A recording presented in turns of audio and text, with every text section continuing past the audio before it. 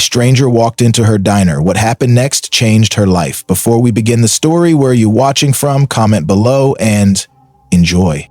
Aria Lane had never tasted luxury. She was 24, thin from skipped meals and long shifts, with smooth cocoa brown skin and large expressive eyes that told stories of dreams unmet. Her hair, always pulled into a puffy bun, frizzed with humidity, and her worn sneakers had seen better days. She worked at Sammy's 24/7 diner, known more for its greasy burgers than good tips, barely scraping enough to pay her half of a shared apartment. Her life was a cycle of long shifts, cold showers, and silent prayers for something, anything, to change. It was nearly 2 a.m. when he walked in. Tall, soaked, quiet. A man who looked like he didn't belong anywhere near this rundown diner on the outskirts of Chicago.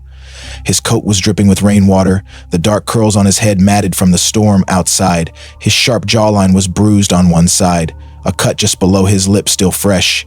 His gray hoodie was torn at the sleeve, and his eyes, icy blue and alert, constantly scanned the room. There was something magnetic about him, dangerous maybe, but not to Aria. She'd seen enough broken souls to recognize one hiding behind quiet eyes. Aria, still holding the coffee pot, approached cautiously. Rough night? He looked up, startled. You could say that. She slid a cup of hot coffee in front of him without asking. No charge, she said, already breaking the diner's rule. Something about the man stirred her instincts. He wasn't just tired, he was running from something. Or someone. And in that moment, despite her own struggles, Aria Lane didn't hesitate to do what she always did best. Help someone who needed saving. Even if she didn't know it yet, that one cup of coffee was about to change everything. Aria couldn't shake the feeling. The stranger didn't touch his coffee at first. He sat stiffly, eyes darting between the rain-soaked windows and the rusted diner door, as if expecting someone to burst in at any moment. His hands, though strong, trembled slightly. There was blood dried at the edge of one knuckle. Aria noticed the detail but didn't press. She was no stranger to pain hiding in plain sight. She returned behind the counter, pretending to organize menus that didn't need organizing. Her eyes kept drifting back to the man. No wallet, no phone, no umbrella. He hadn't even asked for food. Most people who came in that late were drunk, high, or hungry, but this man seemed different, focused, alert. 1,000 thoughts trapped behind cold eyes. After a few minutes of silence, he finally spoke. Thanks for the coffee. Aria tilted her head. Rough night? She asked again, without judgment. The man sighed and looked down. You could say I ran into the wrong people. She noticed a faint accent. East Coast, maybe New York, but with a polished tone not typical for this neighborhood. He didn't look homeless, just displaced. Something about him screamed money, even if his clothes were torn. He looked up at her again, eyes meeting hers. You ever feel like you're in the wrong place at the wrong time? Aria gave a soft smile, wiping down a clean counter just to keep her hands busy. Every day, the lights above them flickered as the storm outside raged louder. Thunder cracked like a warning, but Aria didn't flinch. She felt strangely calm, safe even, which didn't make sense. The man sitting across from her was clearly in danger. And yet, despite it all, she stayed, because something deep inside whispered that this moment, this man, mattered more than she knew. The storm had intensified, lightning flashing across the cracked diner windows. Outside, the streets were empty except for the occasional blur of a passing car. Aria glanced at the flickering wall clock, 2:41 a.m. Still a few hours before sunrise, and she was the only staff left on the night shift. The man hadn't said much more. He finally sipped the coffee she gave him, his hand steadier now. Aria watched from the counter, her curiosity growing with each passing minute. Something wasn't right, not just with him, but around him. She could feel it in the air, like static before a storm. Then she saw it. A black SUV rolled slowly past the window, tinted windows, no license plate visible. It didn't stop, but it didn't speed off either. It moved with purpose, watching. Aria's eyes locked with the stranger's. They're looking for you, aren't they? She asked quietly. He didn't answer. He just placed the coffee cup down and stood up. The tension in his shoulders gave everything away. He walked to the window and peered out cautiously, just for a second. Then he turned to her. I need to leave, now. Aria's pulse quickened. The diner's back exit led into an alley, cluttered with trash bins and puddles, but if someone was after him, she couldn't just send him into the open. "Wait," she said. "Go through the kitchen. There's a fire exit on the side, no cameras." He hesitated. "Why are you helping me?" She didn't have an answer. Not a real one. Maybe it was instinct. Maybe it was how lost he looked, or maybe it was the way her gut told her he was important, more than he was letting on. "Just go," she replied, grabbing her keys and jacket. "As I'm coming with you." Rain lashed against the metal back door as Arya pushed it open. The alley behind the diner reeked of old grease and wet cardboard, but it offered the only cover they had. The man followed her out silently, sticking close to the wall, moving like someone trained to disappear. She turned to him, heart pounding in her chest. "What's your name?" she asked, her voice barely audible over the rain. He hesitated, then muttered, "Jace." It didn't sound fake, but it also didn't sound like the whole truth. Arya pulled up the hood of her cheap jacket, now soaked through. They moved fast, splashing through puddles as thunder cracked above. The city looked different at that hour, ghostly, dangerous, empty. She led him down narrow streets and alleys she knew well, places she used when walking home alone after late shifts. Jace kept glancing over his shoulder, every sound putting him on edge. His breathing was shallow but controlled, like a man used to running, used to hiding. They reached an old abandoned laundry building 2 blocks away. Arya had stumbled across it months ago and sometimes used it to duck storms or clear her head. She pushed the loose door open and waved Jace inside. "It's not much," she said, lighting the place with her phone, "but it's dry." Jace stepped in, dripping wet, and finally looked at her for longer than a few seconds. "You shouldn't have helped me, Arya." She blinked. He knew her name, but she'd never told him. Her stomach dropped, and for the first time, she realized Jace wasn't just a man on the run. He had secrets, and somehow she was now tangled in all of them. Arya's fingers stiffened as she lowered her phone, the dim light flickering against the cracked tiles of the abandoned laundromat. The storm raged just outside, but inside, an eerie silence filled the space between her and Jace. "How do you know my name?" she asked, her voice tight, suspicious. Jace didn't flinch. He peeled off his wet hoodie and dropped it to the floor with a heavy sigh.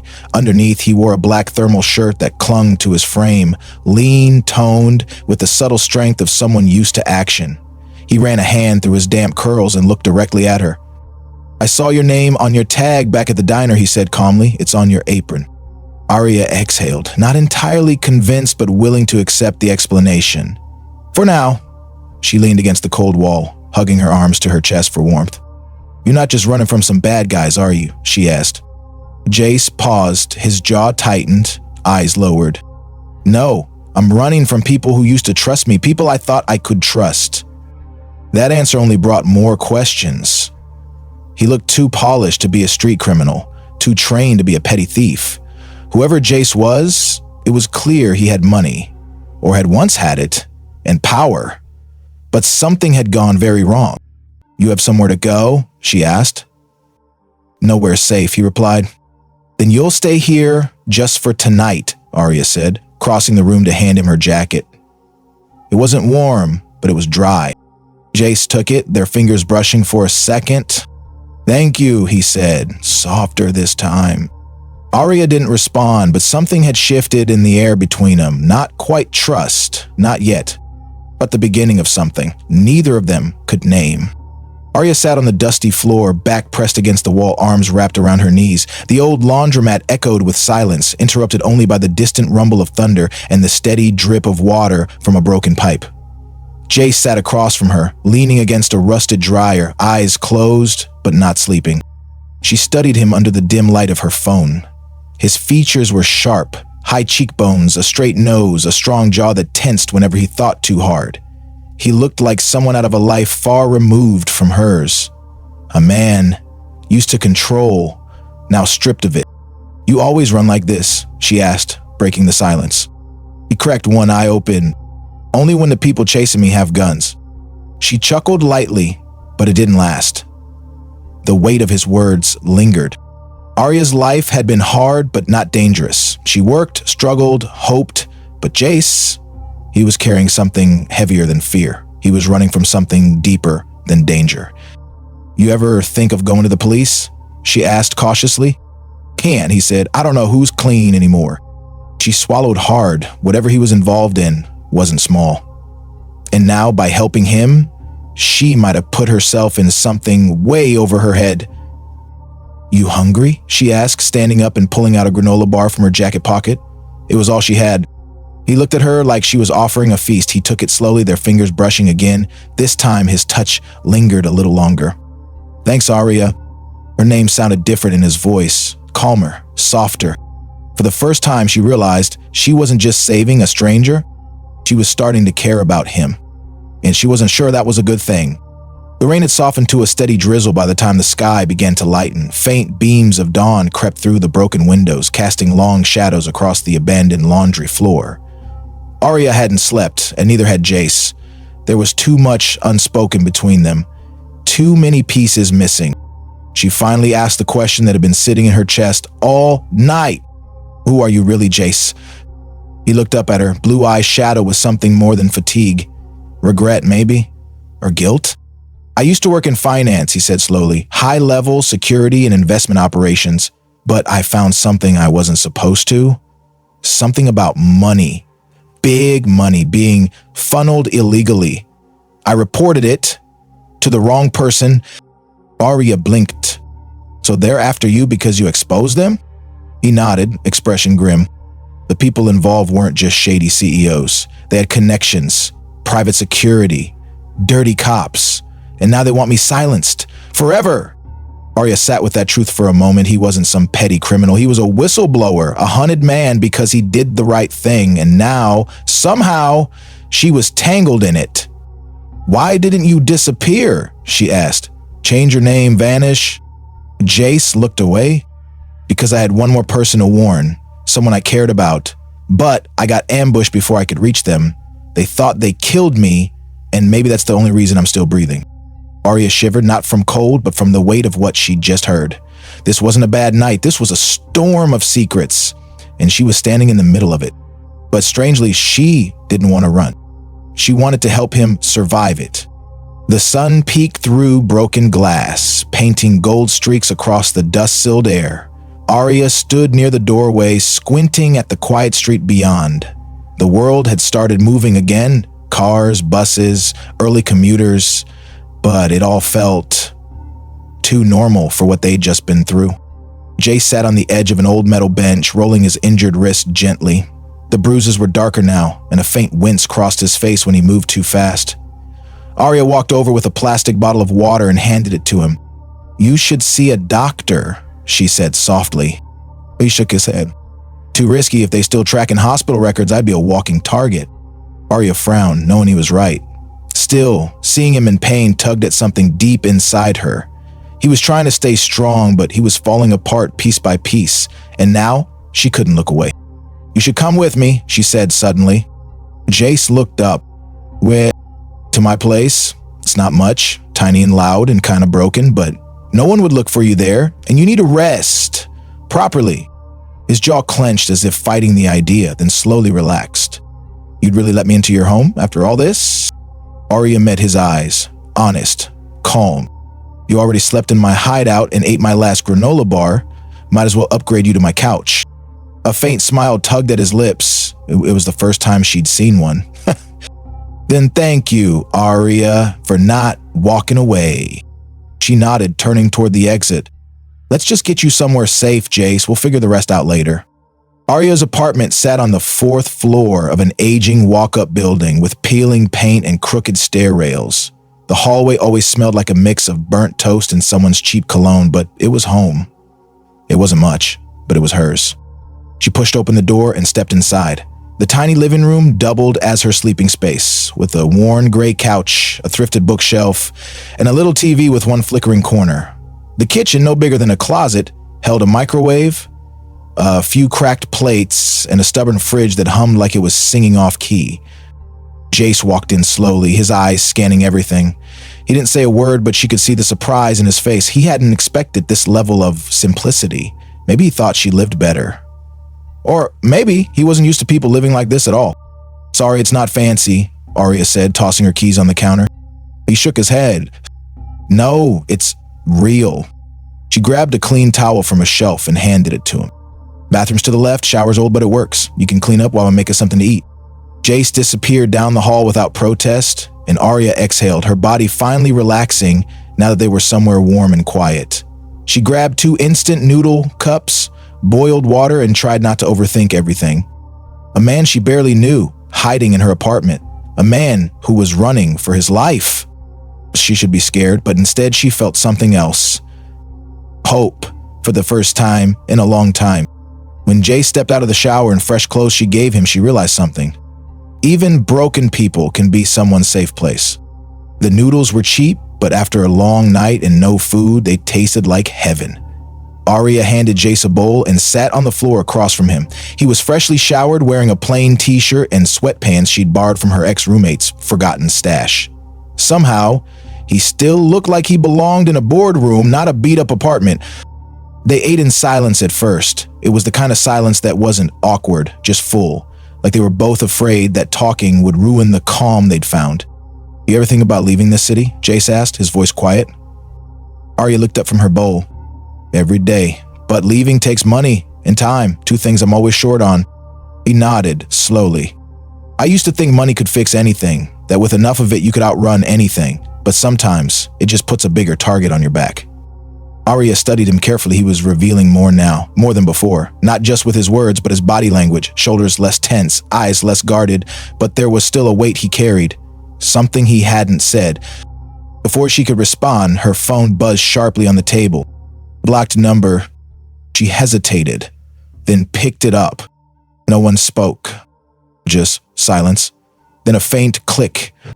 She set the phone down slowly. Her hands trembled even though she tried to hide it. "Wrong number?" Jace asked, watching her closely. "Maybe," Arya whispered.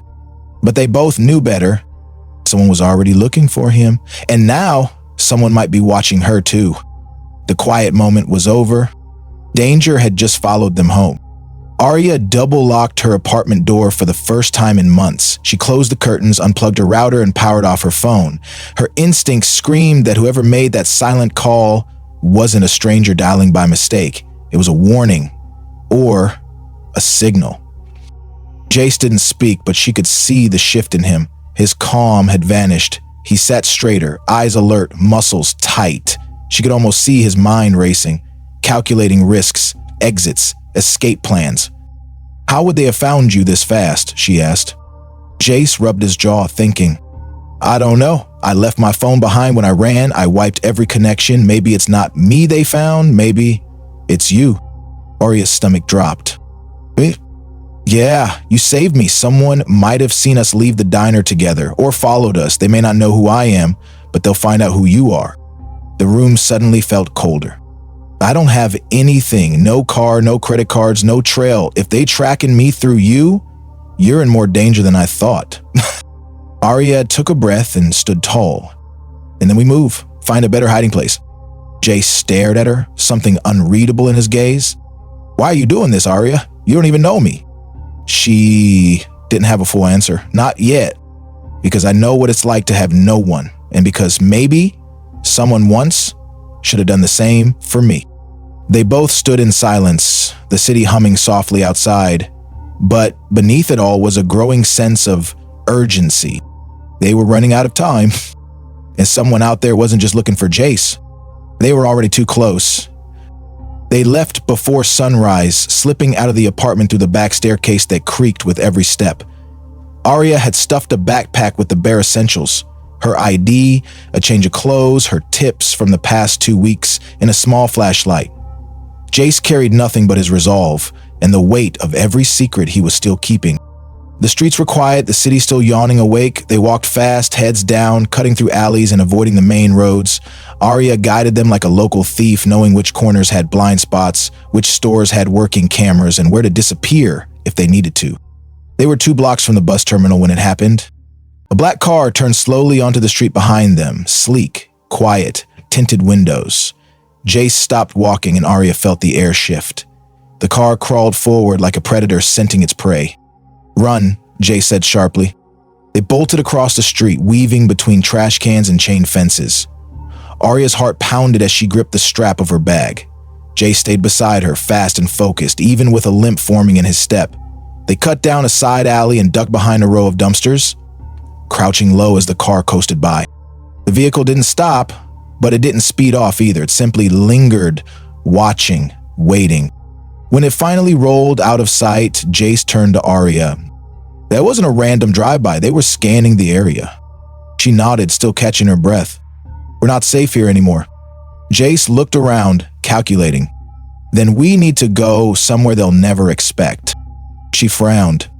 When he looked at her with quiet certainty.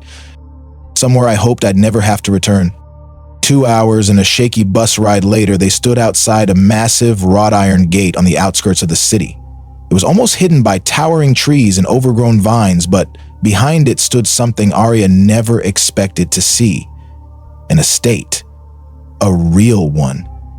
3 stories high, pale stone walls, arched windows, and long balconies stretching like arms across the upper floors. The kind of house people didn't just own, they inherited. Arya blinked. This was yours? Jace nodded without emotion, his hands tucked into the pockets of his borrowed hoodie. Used to be. I grew up here. She turned to him slowly. You serious? Dead serious. It's under a trust. After I left, my name was removed from everything. But I know the way in. Back entrance through the garden wall. No cameras, no alarms. At least not on that side. Arya followed him along the perimeter until they reached a cracked stone wall veiled in ivy. Jace pulled it back and revealed a narrow gap in the stone, just wide enough to slip through.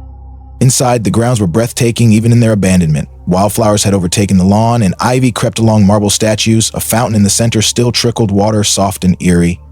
They moved silently toward a side door. Jace punched in a faded code on a panel hidden behind a planter, and to Arya's surprise, the door clicked open. Dust filled the air as they stepped into a lavish hallway lined with dark wood, grand paintings, and velvet chairs covered in sheets. Welcome to the house my family thinks I abandoned, Jace said. Arya looked around at the forgotten wealth, stunned. Why would you leave all this? Jace stared ahead, jaw tight. 'Cause sometimes money hides the ugliest truths. Arya wandered cautiously through the grand foyer, her sneakers making soft taps on the polished marble floor. Every surface whispered wealth, from the ornate chandelier overhead to the spiral staircase carved in dark mahogany. It didn't feel like a home.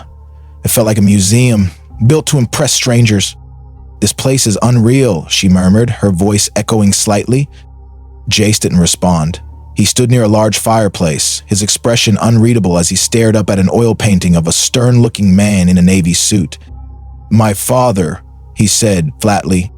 Arya walked closer, eyeing the resemblance, the same sharp jawline, intense eyes, an unbending posture. Only colder. He built everything on control, Jace said. His empire, his reputation, his family. We were just chess pieces to him, perfect sons, perfect image. When I found out about the shady business deals buried in his books, I confronted him. I thought, maybe he'd admit it, explain it, but he had me followed instead. I overheard him planning to silence me. That's when I knew I had to disappear. Arya's heart ached at the rawness in his voice. She'd grown up without a father, but Jace had one who had nearly destroyed him. Maybe having no one was better than being betrayed by someone you once loved. So this was your prison? She said softly. He turned to her, a ghost of a smile on his lips. Yeah, gilded and golden, but still a cage. She looked around again. The place was spotless, untouched. Someone had been maintaining it. Do they know you're here? She asked. Jace's face darkened. No, and if they find out, we won't get a second chance. Jace led Arya through a series of narrow hallways tucked behind the main staircase, areas most guests would never see. The walls here were simpler, the floors less polished, lined with servant entrances and storage closets long forgotten. He moved with purpose, like someone who had memorized every corner of the house before learning how to walk. They reached a panel in the hallway, plain wood, easy to miss. Jace pressed his palm against one specific panel and pushed. With a soft creak, the wall shifted open, revealing a secret room no bigger than a walk-in closet. Arya stepped inside, blinking. What is this place? It was my father's private study, not the one he showed to guests, the real one, the one where he hid the things he didn't want found. The room was lined with locked drawers, a heavy old desk, and two tall filing cabinets covered in dust. Jace crouched by a loose floorboard and pried it open. From beneath, he pulled out a sleek black laptop and a bundle of documents wrapped in a weathered leather band. "I hid this the night I ran," he said, blowing dust off the top. "If the files on this drive are still intact, it'll prove everything. Names, transactions, illegal transfers, enough to bring down half the people funding his empire." Arya leaned against the door frame, stunned. "You've been holding this all this time?" He nodded. "That's why they're after me. I disappeared before they could get to it. If they knew it's still here, this whole house would have been torn down brick by brick." She stepped inside and closed the secret panel behind her. "Then we keep it safe, and we figure out what to do next." Jace looked at her, his expression unreadable. "I never expected someone like you to stand with me through this." "And I never expected someone like you to fall," Arya replied. "But here we are." The secret room had no windows, only a single lamp powered by a backup battery Jace had stashed there years ago. He plugged in the laptop, his fingers moving quickly over the keys as Arya sat beside him, clutching one of the old files he'd pulled from the floorboard. The screen flickered to life and a password prompt appeared. Jace entered it without hesitation. Within seconds, spreadsheets, encrypted files, and scanned contracts appeared. The information was overwhelming. Rows of shell company names, bank accounts registered overseas, and signatures belonging to men Arya had only heard mentioned on the news. "This is enough to bury them all," Jace muttered. He opened a subfolder labeled Red Ties. Inside were dozens of emails, internal memos, and wire transfer logs. Arya skimmed one email and gasped. "This senator, he's still in office," she whispered. Jace nodded grimly. "And he's not the only one. These are people with reach." "Arya, they control more than companies. They control narratives, media, even law enforcement. That's why I couldn't go public, not yet." "So what do we do with it?" Arya asked. Jace leaned back, thinking. "We exposed them, but carefully. I have an old contact, used to be a journalist. If she's still clean, she can break this story wide open. But first, I need to confirm she's not one of them now." Arya nodded. "And in the meantime, we stay quiet, out of sight. We can't afford another close call." She looked around the hidden study, her pulse steady despite the danger. Jace was no longer just a stranger. He was a man holding the kind of truth that could shatter empires. And now they were in it together, whether they were ready or not. The air in the hidden study felt heavy with the weight of decisions. Arya watched Jace scan files like a man with a mission, but behind his steady movements, she could sense the storm brewing in his head. Every name he clicked on, every document he opened, seemed to bring a deeper frown to his face. Then he paused. "There she is," he said. Arya leaned closer to the screen. The name Lena Morell glowed in the corner of an old email chain. Jace clicked on it, and a new window opened filled with long exchanges, leaked attachments, and secure Dropbox instructions. "She used to be an investigative reporter," Jace explained. "Back when journalism still scared people, she exposed 2 major pharmaceutical cover-ups. She's the real deal, and if anyone can get this story out without getting killed, it's her." "Where is she now?" Arya asked. "Last I heard, she went underground after someone tried to burn her apartment down. She lives off-grid, no public records, no phones. I have one untraceable email she gave me years ago, but using it is risky. If it's compromised, we tip off the people hunting us." Arya swallowed hard. "So we're gonna try?" Jace nodded. "We have to, but we'll be smart. I'll use a VPN, reroute the signal, and encrypt the message. If she responds, we meet. If she doesn't, we vanish." He began typing, each keystroke deliberate. Arya watched his face, so composed, but the tension around his eyes gave him away. As the message sent, Arya whispered, "You trust her?" "With my life, because once she saved it." Arya blinked in surprise. Another secret? Another story? Thinking she didn't ask for details. She just watched as the message disappeared into the dark corners of the internet and waited. Hours passed. The mansion remained silent, untouched by the world outside. Arya sat curled in a leather chair near the cold fireplace, trying to rest, but sleep refused to come. Jace paced slowly in the hidden study, checking his encrypted email every 10 minutes, each time hoping, dreading, expecting nothing. Then it came. A single message. Subject read, recognized. Body read, your shadow never left. Meet me where the truth began. Midnight, no attachments, no names. Come alone. Jace stared at the screen, heart thudding. The message was brief, but it was Lena. Only she would know what where the truth began meant. He looked up at Arya. She answered. Arya stood quickly. Where's she want to meet? He hesitated. A mother's grave. It's where Lena and I met for the first time. I just discovered my father's dealings. Lena was already investigating one of the shell companies. I left her clue. She found me there. Arya's brows knit in concern. And now she wants you to go back there? Alone? Jace nodded slowly. She doesn't trust anyone. Not even me. Not after what she's been through. I don't like it, Arya whispered. Neither do I. But it's the only shot we've got. He began packing a small flash drive, tucking it into the lining of his jacket. Arya stepped in front of him, placing a hand on his chest.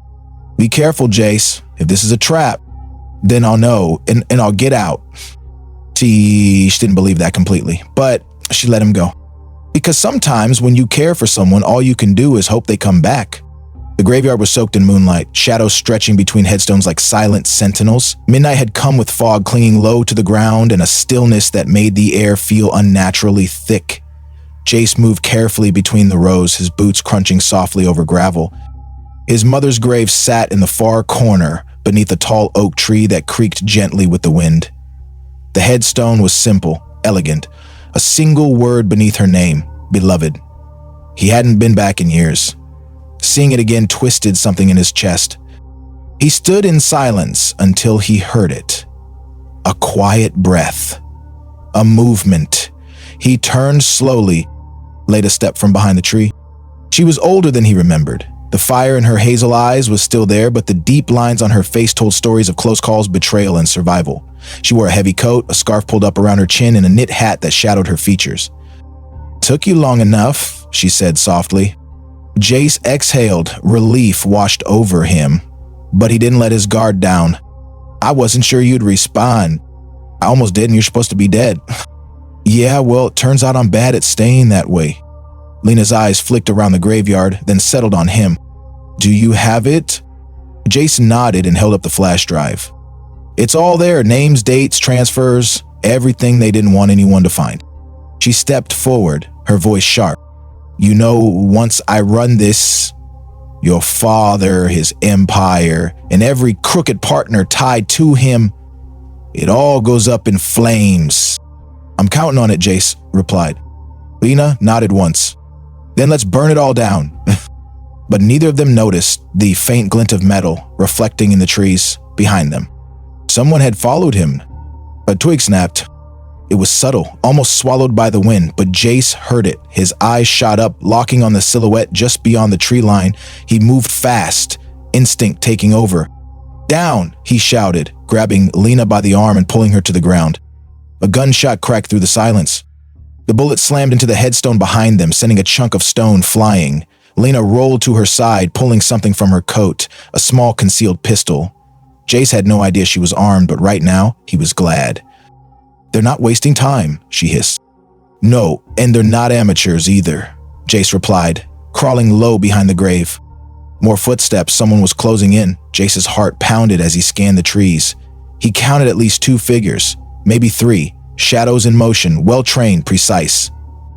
Lena fired once, then twice. One figure dropped back into the dark, but it didn't stop the others. Whoever they were, they came prepared for resistance. We need to split up, Jace said urgently. You take the drive and vanish, I'll draw them off. Lena shook her head. They're after you. If you lead them, they'll kill you. Exactly, but if they kill you, the story dies with you. He shoved the flash drive into her coat pocket. Get it to someone who can't be bought. No names, no phones, just truth. Lena hesitated, her lips tight, then nodded. Stay alive, Jace. He gave her a small smile, his heart racing. That's the plan. Then he stood and ran, straight into the night, straight into the danger. Behind him, the shadows gave chase. But Jace had one thing they didn't. Nothing left to lose. The city outskirts blurred past Jace as he ran through back alleys, jumping fences and dodging broken dumpsters. Rain had begun to fall again, light but cold, soaking his shirt and weighing down his limbs. But he didn't stop. He couldn't. The second he hesitated, he was dead. Behind him, the sound of footsteps pounded like a drumbeat. They weren't close, but they were relentless. Whoever they were, they knew how to track. Silent, efficient, and professional. These weren't thugs. They were hired killers. Jace ducked into a parking garage, taking cover behind a concrete pillar. He pressed his back against it, trying to slow his breath. His fingers grazed the inside pocket of his jacket, empty now. The flash drive was gone. With Lena. Exactly as planned. But that didn't make him feel safe. He needed to get back to Arya. Every second he was away, she was vulnerable, and if these people figured out who she was, they wouldn't hesitate. A light flicked on behind him. He turned fast, too fast. One of the men stepped into view, dark clothing, masked face, silencer attached to the weapon in his hand. "You should have stayed dead," the man said flatly. Jace didn't think. He reached behind him, grabbed a loose chunk of broken concrete, and hurled it. The man flinched just enough for Jace to sprint out of cover, weaving through parked cars. Another shot fired. This one grazed his arm, burning hot. He didn't scream. He couldn't afford to. Instead, he burst through the other side of the garage and disappeared into the night. In pain, bleeding, alone. But alive. And as long as he was breathing, they hadn't won. By the time Jace stumbled back into the mansion's hidden passage, the sun had started to rise, casting a soft gold haze through the dusty hallways. His shirt was soaked in blood, his right arm pulsing with pain from the bullet graze. His face was pale, jaw clenched, every step heavier than the last. Arya shot up from the couch the moment she heard the door creak. Jace? He collapsed against the wall. She ran to him, eyes wide in panic, catching his weight just in time. "You're bleeding." "It's just a graze," he muttered. "Nothing vital." "You look half dead." He gave a weak smile. "Better than fully dead." She guided him to the couch and tore a clean towel from her bag. Her hands shook as she cleaned the wound, but she worked quickly, wrapping the arm tightly. "What happened? Did you meet her?" "Yes. Lena's got the drive. She's going dark again. If she survives, the truth's coming out." "And the people who followed you?" "Still out there, and they're getting closer." Arya swallowed, pressing her palm against his shoulder to ground him and herself. "You shouldn't have gone alone. I couldn't risk them using you against me." She looked at him, her voice barely a whisper. "You don't have to carry all of this by yourself." For a second, the guarded walls behind his eyes cracked. He touched her hand. I don't want you hurt. If anything happens to me..." "Don't finish that sentence," she cut in. "We're in this together, start to finish." His breathing slowed. He closed his eyes, finally letting exhaustion take him. And for the first time, in a mansion full of memories and danger, Arya sat beside him and held watch like a quiet guardian. Jace awoke to the sound of distant knocking. It was soft at first, rhythmic and deliberate. Then louder, sharper. Not the kind of knock a friend made, but the kind that came with intention. Arya was already standing by the window, clutching a curtain back, just enough to peer outside. "Someone's at the front gate," she whispered. Jace pushed himself up, wincing as his arm throbbed beneath the bandage. He moved to the security monitor. An old one he knew was still connected to the front entrance camera. The image flickered and then cleared. A man stood alone, wearing a dark coat and holding a briefcase. He was older, maybe mid-50s, with slicked back gray hair and a face that held power like a second skin. Jace's breath caught. "That's Victor Hale." "Who is he?" "My father's right-hand man, his fixer, the one who cleaned up every mess, made every threat disappear. If he's here, he's not just here to talk." Arya backed away from the window. "Then we don't answer." Jace nodded, but even as he said it, the intercom buzzed. "Jace, I know you're alive. I also know you think this ends with exposure, but I'm here to offer you a deal." Jace froze. Victor continued, his voice calm, almost cordial. "Your father's legacy is bigger than either of us. You walk away now, disappear again, and we pretend this never happened. You keep your life, the girl too. But if that flash drive makes it to the press, we won't just burn your name, we'll erase it." The intercom went silent. Jason's fist clenched. They were offering mercy laced with threat. Arya looked at him, steady and brave. So what's it gonna be? He met her eyes. I didn't come this far to disappear again. Jace paced the floor, tension etched deep into his movements. The walls of the mansion, once hollow and cold, now felt tighter. The threat was no longer distant. It was at the gate, speaking his name with polished calm and veiled violence. Victor Hale had been the invisible hand behind the Harrington Empire for decades. Jace had grown up watching the man maneuver legal disasters, pay off scandals, and make problems vanish. If Victor was here, it meant one thing. They were done playing nice. Arya stood near the window, arms crossed, her voice firm. You're not actually considering taking the deal, are you? Jace shook his head. No, but I have to act like I am. He turned to face her, his eyes sharper now, clearer despite the weariness. Victor doesn't bluff. If he thinks we're going to expose them, he'll burn this place to the ground, but if he thinks I'm considering it, we buy time. Arya frowned. Time to do what? To disappear, not just run, disappear with purpose. We get Lena the backup files, then we vanish long enough for her to release the story safely. You mean fake your death? Jace nodded once. Okay. Arya's breath caught, her chest tightening. And what about me? His eyes softened, he walked over and gently took her hand. You go with me. If you want to, I won't leave you behind. She stared at him, this man she had once given a cup of coffee to, now asking her to leave everything behind. And yet she didn't feel afraid. She nodded. Then we plan it together, no more running blind. Jace gave a small smile. And let's vanish in plain sight. They had 6 hours to disappear. Jace and Arya worked fast. In the mansion's basement, Jace uncovered an old panic tunnel originally built during renovations decades ago. It led from the wine cellar beneath the house to a forgotten maintenance exit near the property's edge, hidden behind overgrown hedges and stone ruins. While Jace prepared the documents, burner phones, and remaining data for Lena's second drop, Arya handled the decoys. She pulled her hoodie tight over her head, wiped their prints from every surface they touched upstairs, and packed only what they could carry in 2 small duffel bags. You sure you can trust your contact for the final drop? She asked. If Lena doesn't resurface, I'm sending it to a second journalist through a dead drop route I set up years ago. It'll trigger automatic releases if I don't stop it. You really planned for everything, didn't you? I had to. He looked at her, pausing, then quietly, except you, I didn't plan for you. Her heart fluttered, but she said nothing. Not now. Not yet. By nightfall, they stood at the tunnel's entrance, duffels slung over their shoulders. Jace took a final look at the house. Once we go through, we don't come back. Good, Arya said. There's nothing left here but ghosts. Before they left, Jace set the final step in motion, an incendiary device built from chemicals hidden in the old workshop. Not enough to destroy the entire house, but enough to set a fire in the east wing. It would burn just long enough to make the security cameras fry, the power shut down, and the media take notice. It would look like a desperate final act from a disgraced heir. By the time the fire department arrived, they'd be gone. By morning, the world would believe Jace Harrington was dead. Smoke curled into the sky like a final farewell. From the rooftop of an abandoned warehouse 3 blocks away, Arya watched the flames lick at the edges of the Harrington estate. The east wing was fully ablaze now, and sirens wailed in the distance, shrill and sharp. Fire trucks screamed down the road, and news vans weren't far behind.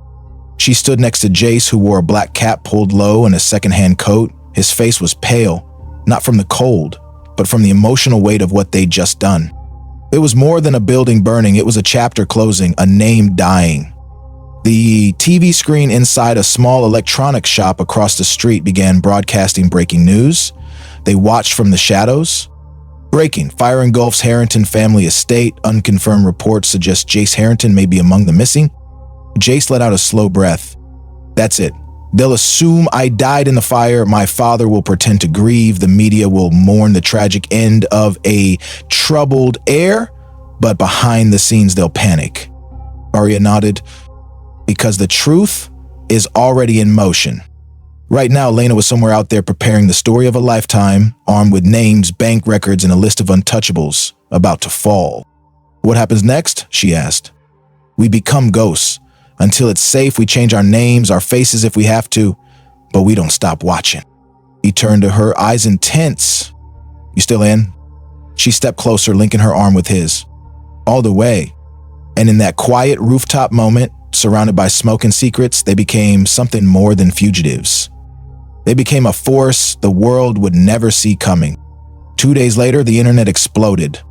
It started with a quiet upload from an anonymous journalist's account, a simple video. No face, no voice, just names, dates, bank statements, wire transfers, blackmail photos, digital paper trails that linked powerful businessmen, politicians, and billionaires in a tangled web of corruption, fraud, and intimidation. Then came the second video. This one showed a shadowed figure, Lena, detailing the rot within the Harrington empire. She never mentioned Jace by name, but the message was clear. Someone from the inside had blown the whistle, and the world listened. Major news outlets scrambled to verify the evidence. A senator resigned within hours. 3 executives were arrested. Anonymous sources confirmed internal investigations had launched within both state and federal levels. The story had detonated like a bomb. Meanwhile, Arya and Jace were living in a small apartment above a closed bookstore in a sleepy coastal town. New IDs, new clothes, and a new set of names. Elijah and Nia Blake. Their story? A couple relocating from upstate for a quiet life. Jay sat by the window that evening, laptop open but eyes fixed on the ocean outside. "You okay?" Arya asked, stepping into the room with 2 mugs of tea. He turned, lips curling into a soft smile. "I thought I'd feel different. I thought I'd feel free. But all I feel is quiet." "That's not a bad thing," Arya said, sitting beside him. "Quiet means you lived. You made it through." He looked at her, truly looked at her. "You saved me. More than once." She smirked. "Funny, I was about to say the same to you." They clinked mugs, letting the silence wrap around them. The world was changing, burning, and for the first time in forever, they weren't running. Weeks passed. The headlines shifted from speculation to confirmation. The Harrington Empire, once untouchable, was collapsing in slow motion. Investigations led to high-profile arrests, offshore accounts were frozen, foundations were shut down, and behind it all, the legend of a mysterious whistleblower grew louder. Jace watched it unfold from the shadows, no longer angry but strangely calm. He had expected vengeance to feel louder, sharper, but now it felt like peace. He stood one morning on the porch of their tiny beachside hideout, salt in the air and wind teasing his curls. Arya joined him, wrapped in a soft robe, a book tucked under her arm. "You ever think about going back?" she asked quietly. "To what?" he replied, gaze still on the horizon. "To being Jace Harrington, to rebuilding what they destroyed." He was silent for a while, then turned to her. "No, that name doesn't belong to me anymore. Let it burn with the rest of it. I'd rather build something new, something real." Arya smiled gently. "And what would that look like?" He took a breath. "A place where I'm not hiding, where we're not running. A life that doesn't feel borrowed." She stepped closer, her voice softer now. "With me in it?" He didn't answer with words. He just reached for her hand, pulled it to his chest, and let her feel the steady beat beneath. Always. The wind picked up, scattering the last page of an old newspaper across the sand. It read, "The Fall of Harrington. How one leak toppled." But here, away from the ruins, 2 survivors stood. Not victims, not fugitives. Just 2 people who finally had a future. The town was quiet, just the way Arya liked it. Locals barely asked questions, the beach was rarely crowded, and the bookstore below their apartment opened only 3 days a week.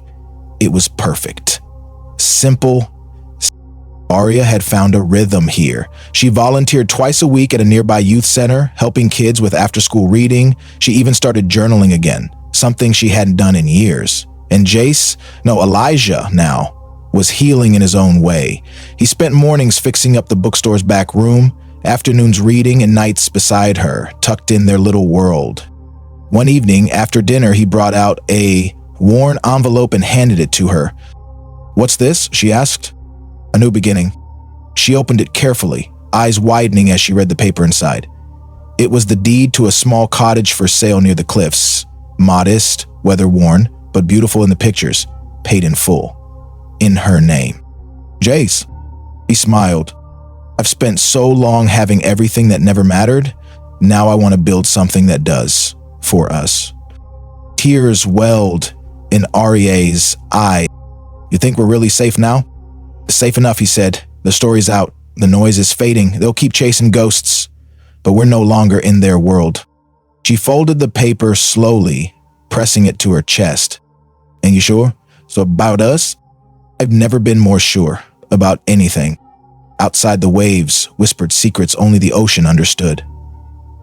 Aryeh stepped into his arms, their shadows stretching across the wooden floor as the last light of evening poured in. They had survived the fire, the lies, the danger. Now they stood in the ashes, building something new. A life that was finally theirs. Spring arrived quietly. Birdsong filled the air, wildflowers dotted the cliffs, and the ocean, always steady, shimmered like glass under the rising sun. The cottage was finished now, painted a soft shade of blue with a tiny garden out front and wind chimes singing at the porch. It wasn't grand, it wasn't glamorous, but it was home. Aryeh stood at the kitchen window, her hands wrapped around a warm mug. She watched Jace out back, barefoot in the grass, trying to coax a stubborn tomato plant to life. He was smiling to himself, muttering something under his breath. The sight filled her chest with a quiet joy that words couldn't touch. So much had changed. She no longer felt broke or broken. She had discovered something money could never buy: purpose, love, peace. And Jace, once the haunted stranger with blood on his hands and a target on his back, now looked like a man who had finally found where he belonged. Later that afternoon, they sat on the porch, watching the sea. "Do you ever miss it?" Aryeh asked. "The money, the old life?" Jace shook his head slowly. "The old life was never mine. It was a suit I wore for my father. This," he said, turning to her, "this is the life I chose." Aryeh leaned into him, resting her head on his shoulder. "You know, I never thought one cup of coffee would lead to all this." He laughed softly. "Neither did I, but you didn't just save me that night, Aryeh. You saw me, and no one ever really had before." They sat in the golden silence, hearts full and unburdened. The past was a closed door, the danger long behind them. And ahead of them, only everything